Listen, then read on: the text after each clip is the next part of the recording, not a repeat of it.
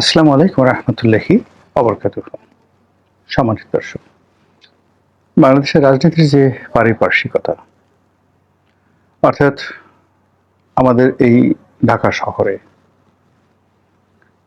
এবং আমাদের পার্শ্ববর্তী দেশে যে ঘটনাগুলো ঘটে চলেছে, তার প্রেক্ষিতে বাংলাদেশে একটি দক্ষিণপন্থী ধর্মভিত্তিক রাজনৈতিক দল বা রাজনৈতিক সরকার বলতে গেলে অনিবার্য হয়ে পড়েছে,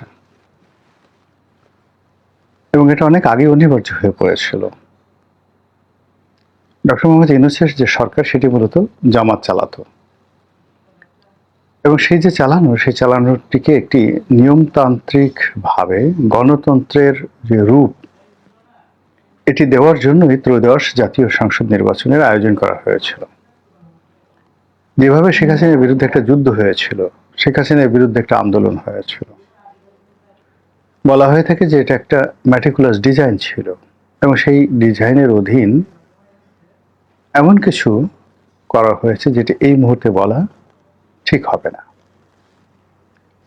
শেখ হাসিনাকে হটানোর জন্য গেরিলা যুদ্ধ, সম্মুখ যুদ্ধ, আন্দোলন, লড়াই, সংগ্রাম, গুপ্ত হত্যা, মানে আপনি আপনার রাজনৈতিক অপোনেন্টকে, একটা রাষ্ট্র শক্তিকে বিপদে ফেলার জন্য, তাকে ক্ষমতাহীন করার জন্য যা যা করার দরকার, আন্দোলনকারীদের, অর্থাৎ জুলাই আগস্ট আন্দোলনকারীদের সব রকম প্রস্তুতি ছিল বলে তারা বিভিন্ন সময় সেটা প্রকাশ করেছেন। পরবর্তীতে যখন তারা ক্ষমতায় এলো, আসার পর তাদের যে আত্মবিশ্বাস এবং তাদের যে ভবিষ্যৎ পরিকল্পনা, এবং তারা যেভাবে রাষ্ট্রটি পরিচালনা করতে চাইল, এটার মধ্যে হয়তো মারাত্মক কোন ত্রুটি ছিল। যেমন জামাতের কথাই বলি, তারা মাজার ভেঙে শরিয়তি আইন বা যাকে বলা হয় শরিয়া আইন চালু করা থেকে শুরু করে অন্য যে সকল বিষয়ে তারা খুব বাড়াবাড়ি করছিল, এই বিষয়গুলো সাধারণ মানুষ ভালোভাবে নেয়নি। 2 নম্বর হলো যে তরুণদের মধ্যে একটা বিরাট অংশ সারা বাংলাদেশে তারা সমন্বয়কের নাম দিয়ে একের পর এক মব, এবং সেই অশ্রাব্য, অশ্লীল যে মব তারা শুরু করলো, সেই মবের কারণে টেকনাফ থেকে তেঁতুলিয়া পর্যন্ত মানুষের মধ্যে প্রথমত আতঙ্ক, দ্বিতীয়ত একটা ছি রব, যে মানুষ এত খারাপ হয়, এত বাজে হয়, এরকম একটা শব্দ উঠে গেল। 3 নম্বরে ডক্টর মোহাম্মদ ইউনূসের সঙ্গে জামাত এবং এনসিপির একটা দূরত্ব তৈরি হয়ে গেল। অর্থনৈতিকভাবে সফলতা এলো না, এবং ডক্টর মোহাম্মদ ইউনূসের সঙ্গে বা ম্যাটিকুলাস ডিজাইনের সঙ্গে যে সকল বিদেশি পশ্চিমা শক্তি ছিল, তারা পিছিয়ে চলে গেল। আর শেখ হাসিনার রেজিম পতনের জন্য যদি ভারতের একটা জাস্ট আমেরিকার প্রভাবে নিউট্রাল একটা ভূমিকা থাকে, সেই জায়গা থেকে ভারত সরে গিয়ে সরাসরি আওয়ামী লীগের পক্ষে তারা অবস্থান নিয়ে নিল। এর প্রেক্ষিতে ডক্টর মোহাম্মদ ইউনূস জনাব একেবারে অনিচ্ছা সত্ত্বে, আগেই বলে রাখি এখানে কিন্তু মূল ব্যাপার হলো যে যেভাবে আন্দোলন হয়েছিল এবং যেভাবে সেনাবাহিনী এই আন্দোলনের সঙ্গে সম্পৃক্ত হয়ে পড়েছিল, তাতে করে মূলত সবাই ধারণা করেছিল যে একটা অনিবার্য সামরিক শাসন আসবে, আর যদি সামরিক শাসন না আসে তাহলে 1/11 আদলে একটা 2/11 সরকার আসবে। এর কারণ হলো জেনারেল ওয়াকারুজ্জামান এবং তার যারা সঙ্গী সাথী ছিলেন, তারা যদি শেষ মুহূর্তে শেখ হাসিনার সঙ্গে সহযোগিতার যে হাত তার ছিল, সেই হাতটি সরিয়ে না নিতেন এবং আন্দোলনকারীদের পক্ষে অবস্থান না নিতেন, এবং কেবলই মাত্র গণভবনের যদি প্রোটেকশন তারা দিতেন, এবং এখন যদি শেখ হাসিনাকে বাংলাদেশে তারা রেখে দিতেন, ইতিহাস ভিন্ন হতো। ফলে এখানে পুরো সেনাবাহিনী 11 সময়ের যারা যে কাজটি করেছে, ঠিক সেম কাজটি তারা শেখ হাসিনার সঙ্গে করেছে। তবে পার্থক্য হলো এই, 11 পরে তারা যেভাবে নিজেদের লোক ক্ষমতায় বসিয়েছে এবং ক্ষমতার পেছনে থেকে মূলত তারাই সবকিছু চালিয়েছে। তো সেই মঈনুদ্দিন ফখরুদ্দিন সরকারের মতো এবার ওয়াকারুজ্জামান আসলে এরকম কোনো ক্ষমতা প্রয়োগ করেননি, এবং এখনো পর্যন্ত জনাব ওয়াকারুজ্জামান এবং তারা যারা সঙ্গী সাথী আছেন, তারা 111-এর মাসুদ উদ্দিনের মতো জেনারেল, মানে ব্রিগেডিয়ার জেনারেল বাড়ির মতো তারপরে হাসান মাসুদ চৌধুরীর মতো, মতিন সাহেবের মতো যিনি স্বরাষ্ট্র মন্ত্রণালয়ের দায়িত্ব ছিলেন, ঠিক ওইরকম বিতর্কিত ভূমিকা তারা পালন করেন।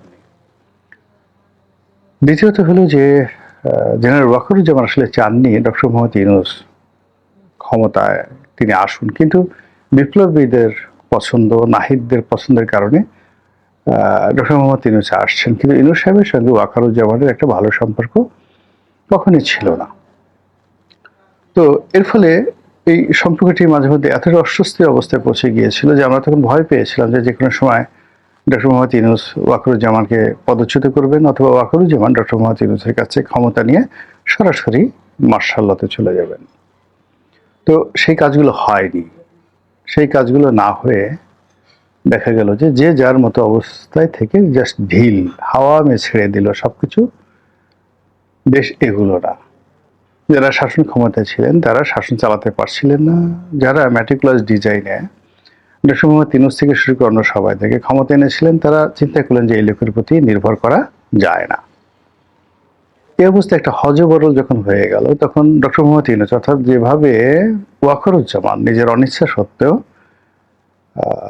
ইউনূস সাহেবকে মেনে নিয়েছিলেন, তদ্রুপ ইউনূস সাহেব অনিচ্ছা সত্ত্বেও বিএনপিকে এবং তারেক রহমান সাহেবকে মেনে নিয়েছেন।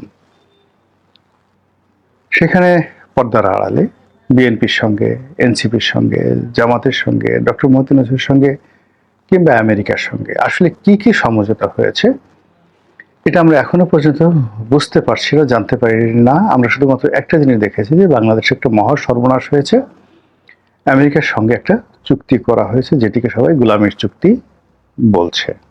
এই একটি বিষয় ছাড়া বাকি সমঝোতার যে বিষয়গুলো সেগুলো সম্ভবত উল্টে গেছে। তো সেই সম্ভবত উল্টে যাওয়ার কারণে বিএনপির ভাষা চেঞ্জ হয়ে গেছে, জামাতের ভাষা চেঞ্জ হয়ে গেছে, রাজপথ উত্তপ্ত হয়ে গেছে, পর্দার আড়ালে নানা রকম চক্রান্ত চলছে, ক্যান্টনমেন্ট, বিচারালয়, সেক্রেটারিয়েটে কি চলছে আমরা কিচ্ছু বলতে পারি না। এবং এরই মধ্যে যেটি হলো সেটি হলো পশ্চিমবঙ্গে উগ্রবাদী বিজেপি তারা ক্ষমতা লাভ করেছে, মমতা ব্যানার্জি পরাজিত হয়েছে এবং শুভেন্দু সবচেয়ে উগ্রবাদী যে নেতা বিজেপির, সে এখন সেখানকার মুখ্যমন্ত্রী। ধরা হয়ে থাকে যে শুভেন্দুর সঙ্গে আওয়ামী লীগের খুব ভালো সম্পর্ক, বিজেপির সঙ্গে তো অবশ্যই ভালো সম্পর্ক, আর মমতা ব্যানার্জির সঙ্গে জামাতের একটা ভালো সম্পর্ক ছিল। তো সেখানে মমতা ব্যানার্জি পরাজিত হওয়ার কারণে জামাতের কি সুবিধা হলো না অসুবিধা হলো, এটা নিয়ে আলোচনা। কিন্তু আপনারা যেটি লক্ষ্য করবেন সেটি হলো আমাদের সীমান্ত ঘেরা পশ্চিমবঙ্গের যে সকল এলাকা রয়েছে, সীমান্তের এপারে প্রায় সবগুলো সংসদীয় আসনে জামাতের প্রার্থী জিতেছে, আর ঠিক ওপারে সবগুলো আসনে শুভেন্দুর প্রার্থী অর্থাৎ বিজেপির প্রার্থী জয়লাভ করেছে।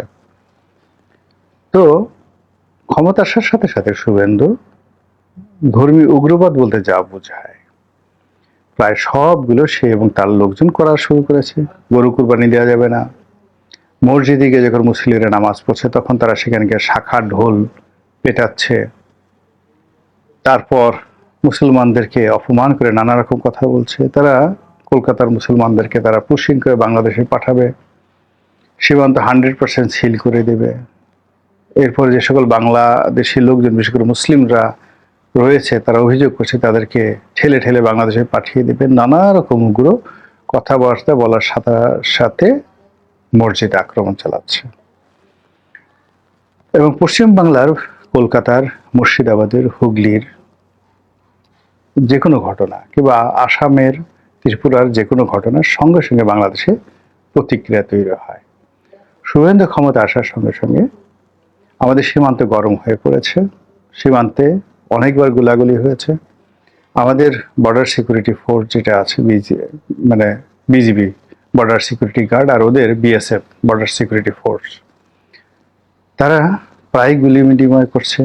প্রথম দিকে বিএসএফ ঠিক আগের জমানার মতো বেশ কয়েকবার গুলি করেছে, কিন্তু যখন আমাদের বিজিবি রুখে দাঁড়িয়েছে, এখন সেই গুলাগুলিটা নিজেদের মধ্যে সামরিক পর্যায়ে গুলাগুলি হচ্ছে, কিন্তু নিরীহ জনগণকে এখন তারা গুলি করতে পারছে না।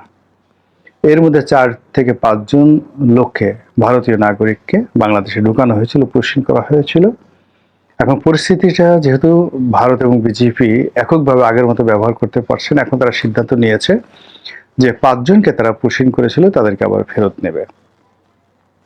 তো এরকম যখন একটা টানা হেঁচড়া চলছে দেশের ভেতরে, নানা রকম টানা হেঁচড়া, ঠিক ওই সময়টিতে আবার ওখানে উগ্রবাদ, মানে হিন্দুত্ববাদ, উগ্রবাদ এবং শুভেন্দ্র সব মিলিয়ে এরকম একটা পরিস্থিতি তৈরি করেছে যে বাংলাদেশে মুসলিম জাতীয়তাবাদ, এই মুসলিম জাতীয়তাবাদ জাগ্রত হয়ে যাবে। এবং মুসলিম এই জাতীয়তাবাদ যখনই জাগ্রত হবে, এটাকে নেতৃত্ব দেওয়ার ক্ষমতা, এটাকে অর্গানাইজ করার ক্ষমতা এবং এটাকে মোবিলাইজ করার ক্ষমতা একমাত্র বাংলাদেশে জামায়াত ইসলামের আছে, আর কারোরই নেই।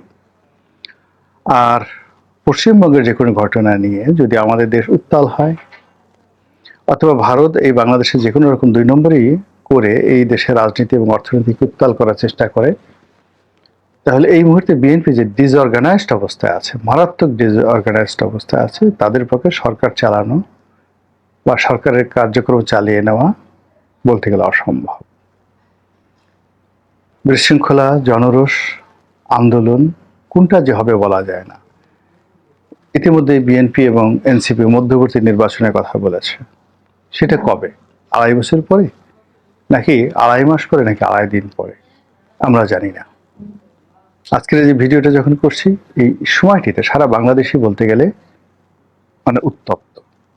জামাত এবং এনসিপি যারা লোকজন আছে কারো মুখে হাসি নেই, তারা সবাই খুব বিক্ষুব্ধ। বিএনপির যারা লোকজন আছেন তাদের কারোর মুখে হাসি নাই, সবাই মারাত্মকভাবে বিক্ষুব্ধ এবং যে যার মতো করে একে অপরের বিরুদ্ধে বিষোদ্গার করছে। এবং এই অবস্থাতে যদি সরকার বিপদে পড়ে, বিপত্তিতে পড়ে, আওয়ামী লীগ যদি পিছন থেকে বাতাস দেয়, অথবা সেখানে জামাতের সঙ্গে আওয়ামী লীগের যদি একটা সমঝোতা হয়ে যায়, সেক্ষেত্রে পশ্চিমবঙ্গের এই ঘটনার কারণে জামাত যদি ক্ষমতা লাভ করে, ক্ষমতায় চলে আসে, সবাই আশ্চর্য হলেও আমি অন্তত আশ্চর্য হব না। মহান আল্লাহ আমাদের সবাইকে হেদায়েত দান করুন এবং হেফাজত করুন। আসসালামু আলাইকুম ওয়া রাহমাতুল্লাহি ওয়া বারাকাতুহু।